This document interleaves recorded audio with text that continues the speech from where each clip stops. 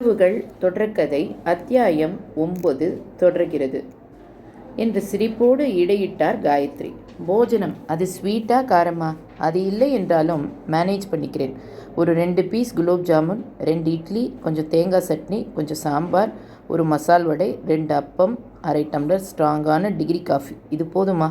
நான் பார்த்துக்கிறேன். முன்ன பின்ன பார்த்தே இருக்காத அந்த போஜனம் எனக்கு வேண்டாம் என்று தாராளமாக சொன்ன மாதவனின் முதுகில் அடி கொடுக்கத்தான் காயத்ரியால் முடிந்தது. பூஜை அறையில் அதற்கு மேல் வம்பு வளர்க்காமல் பூஜையில் கலந்து கொண்டாலும் சாப்பாட்டு மேஜையில் வாட் காயு ஒன்லி குலோப் ஜாமுன், இது நானே செய்வேன், உங்கள் சமையல் அனுப்புவதுக்கு ஸ்பெஷலாக ஏதாவது செய்ய வேண்டாமா என்று சினிங்கினான்.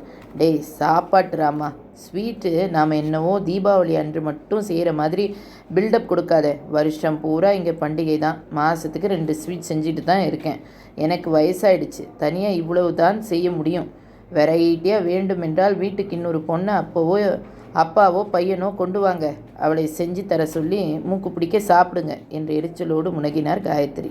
இது சூப்பர் ஐடியாவாக இருக்கே. அப்பா பொண்ணு உங்களுக்கு நீங்கள் பார்க்குறீங்களா, இல்லை எனக்கு நான் பார்க்கட்டுமா என்று அவசரமாக ஆலோசனை நடத்தினான் மகன். டேய், வாழ்க்கையில் சீரியஸாக பேசவே மாட்டியா? எதுக்கு எடுத்தாலும் விளையாட்டு தானா? எனக்கு இப்போ பொண்ணு பார்க்கணுமா?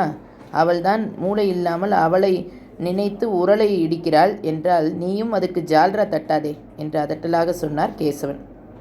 இப்போ என்ன உன் பிரச்சனை? உதவிக்கே ஆள் வேண்டும், அவ்வளவுதானே.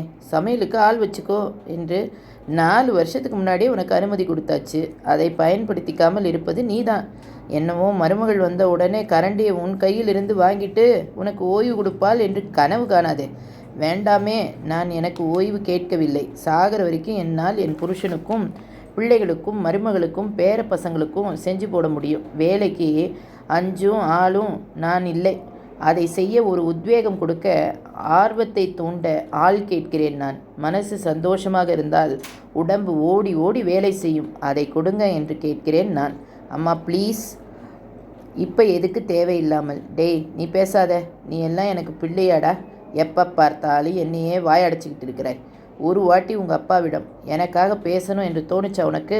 மூச்சுக்கு 300 வாட்டி சந்தோஷமாயிரு என்று வாயால் சொல்லுகிறாயே, அந்த சந்தோஷம் எனக்கு எதில் இருக்குது என்று உனக்கு தெரியாதா? எனக்கும் என் பிள்ளையும் மருமகளும் உடனே வேண்டும் என்று அழுத்தம் திருத்தமாக சொன்னார் காயத்ரி. நானே இன்று பேசணும் என்று நினைத்து கொண்டிருந்தேன். நீ ஏன் ஆரம்பித்து விட்டாய்? மருமகள் தானே உனக்கு வேண்டும். சீக்கிரமே ஏற்பாடு பண்ணுகிறேன் என்று சொன்ன கேசவனை காயத்ரி மாதவன் இருவரும் ஆச்சரியமாக பார்த்தனர். நீங்கள் என்ன சொல்கிறீங்க என்று காயத்ரி வியப்பு நீங்காமல் கேட்க, என்னப்பா பொண்ணு யாரு, எந்த ஊர், எப்போ பார்க்கணும் என்று கண் சிமிட்டி உற்சாகமாக கேட்டான் மாதவன். நீ பேசுகிறதை பார்த்தால் அப்பா எப்போ கல்யாண பேச்சை ஆரம்பிப்பாங்க என்று காத்திருந்த மாதிரி இருக்கு என்று கேலியாக கேட்டார் கேசவன். அப்பா எனக்கு வயசு 26 முடிஞ்சாச்சு. சுயமாக சம்பாதிக்கிறேன். எனக்கு காதல் திருமணத்தில் நம்பிக்கை இல்லை. ராகவன் உங்களுக்கு கொடுத்த ஏமாற்றத்தை சரிகட்ட